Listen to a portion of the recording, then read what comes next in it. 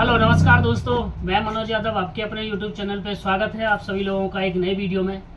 और आज आपके लिए एक बेहतरीन झक्कास वीडियो लेके आया हूँ, जिसमें हमारे टेक्नीशियन थोड़ा सोचते हैं और उनको बताना पड़ता है। तो ये जो है वो हमारे फ्लेवो जो सेंटर पे बैठे हैं, जो भी जहाँ बैठे अपना काम कर रहे हैं, उन लोगों के लिए भी है। और पेशेंट्स जो सैंपल लेके आते हैं कुछ, तो वो सैंपल्स के बारे में हम आज को बताने वाले हैं, जिसका नाम होता है HPE लिखते हैं डॉक्टर, जैसे हिस्टोपैथोलॉजी एग्जामिनेशन। तो आज हम उसके बारे में आपको बताने वाले हैं। तो वीडियो में पूरा एंड तक रहिए, वीडियो को पूरा देखिए। और एंड तक जब नहीं देखेंगे तो आधी इन्फॉर्मेशन जो होती है ना, वो क्या होती है कि पूरी हमें पता नहीं है, आधी की आधी इन्फॉर्मेशन आपकी रह जाती है। तो चलिए वीडियो को हम स्टार्ट करते हैं। और इसी के साथ साथ जो लोग वीडियो में नए हैं वो वीडियो को सब्सक्राइब कर लें, लाइक शेयर कमेंट्स करते रहें, ताकि ये जो जानकारी है, नॉलेज है, वो सब लोगों तक पहुंचती रहे।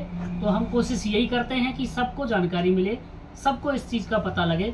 तो सबसे पहले हम बात कर लेंगे जो पेशेंट्स जो सैंपल ले जाते हैं, तो मैं उनके बताना चाहता हूं। जो लोग हम वीडियो हमारा देखते हैं तो उनके लिए ये है कि मान लीजिए अगर आपका हिस्टोपैथोलॉजी से रिलेटेड आपका कोई लिखा, जैसे किसी की बायोप्सी हुई है, किसी को मांस का टुकड़ा दिया है, किसी को वाटर दिया है, बोलते हैं ना पानी सा निकाला है, किसी का कुछ भी ऐसा पस सेल्स वगैरह कुछ भी आपको अगर डॉक्टर निकाल के डिब्बी में देता है, जो कंटेनर होता है उसमें अगर देते हैं, तो सबसे पहले जो प्रिस्क्रिप्शन आपको दिया जाएगा, वो प्रिस्क्रिप्शन लेके आप किसी लैब में जाते हैं, बोले जी डॉक्टर लाल में चले जाओ, किसी में भी चले जाओ, किसी अदर लैब में भी, तो ये जाके वहाँ उनको दिखा देना। ये तो क्या करते हैं डॉक्टर ना, उसमें कभी मेंशन नहीं करते हैं। कुछ होते हैं जो मेंशन नहीं करते कि ये जो सैंपल क्या है। अब आप क्या बोलोगे, नहीं डॉक्टर ने पेट का पानी निकाला था।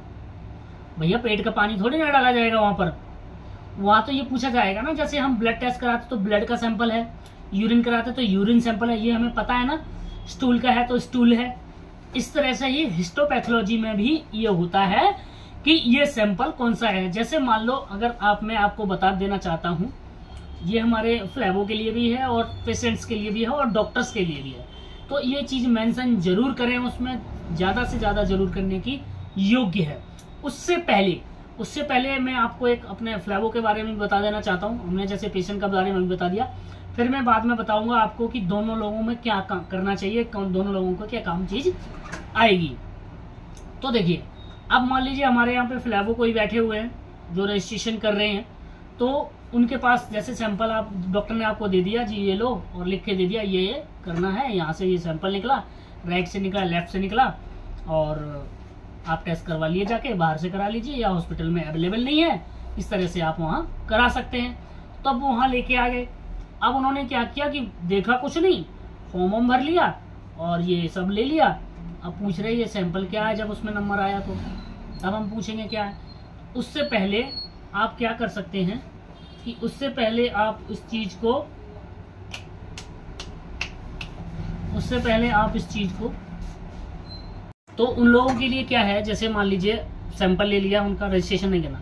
अब क्या करना है, जैसे कोई आपका लेके आते हैं HPE हिस्टोपैथोलॉजी एग्जामिनेशन, तो उसमें सबसे पहले आप सैंपल लेने से पहले उनका प्रिस्क्रिप्शन देखेंगे, पढ़ेंगे उसको कि इसमें अगर एसिटिक फ्लूइड, यूरिन पस आपका और एसिटिक फ्लूइड है, बॉडी फ्लूइड्स है, तो जो इस तरह का जो मटेरियल आपको मिलेगा तो उसमें पूछना बहुत जरूरी है। अगर लिखा हुआ है तो ठीक है, नहीं लिखा है तो बोले डॉक्टर से पूछिए या डॉक्टर से लिखवा के लाइए। ठीक है, एक काम तो आपका ये हो गया कि आपको जानना है कि सैंपल क्या है। क्योंकि जब आप रजिस्ट्रेशन करेंगे ना, तो रजिस्ट्रेशन जब करेंगे तो उसके नीचे जब उसको सेलेक्ट करके फिर नीचे जब पेमेंट पे आएंगे तो वहाँ साइड में दिया जाएगा कि ये टिश्यू है ना, कि पस है, ठीक है, कि एसिटिक फ्लूइड है, बॉडी फ्लूइड्स है।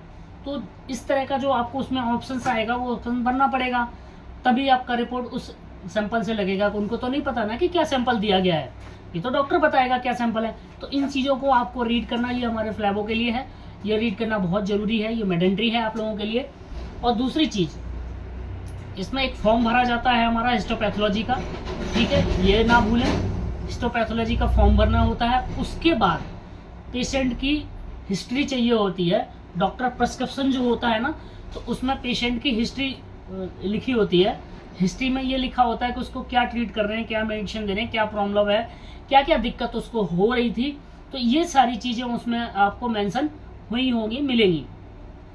अगर ऐसा नहीं है तो उनको बोलिए आप डॉक्टर के पास जाइए और उन डॉक्टर से जाके लिखवा के लाइए कि ये कौन सा सैंपल हमें दिया है, तो ताकि हम जो आपका टेस्ट जो होगा वो टेस्ट हम कर सकें।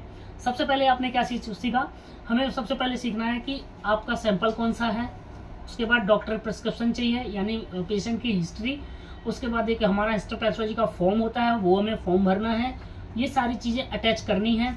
अटैच करने के बाद उस सैंपल को सेफली और अच्छी तरह से उसको जिस कंटेनर में अगर बढ़िया अच्छा उन डॉक्टर ने दिया होगा तो ठीक दिया होगा, ठीक है। तो उसको एक टेम्परेचर होता है, डॉक्टर बता देता है पेशेंट को या पेशेंट के अटेंडेंट को कि आपको इस तरह से इतनी देर में इतनी जल्दी आपको कराना है, ताकि वो टेम्परेचर मेंटेन रख सके, सैंपल जो है आपका वो खराब ना हो और आपका जो बेस्ट से बेस्ट जो रिजल्ट हो, जो अच्छा हो, जो उस सैंपल में हो, वो आपका रिजल्ट इसमें आए।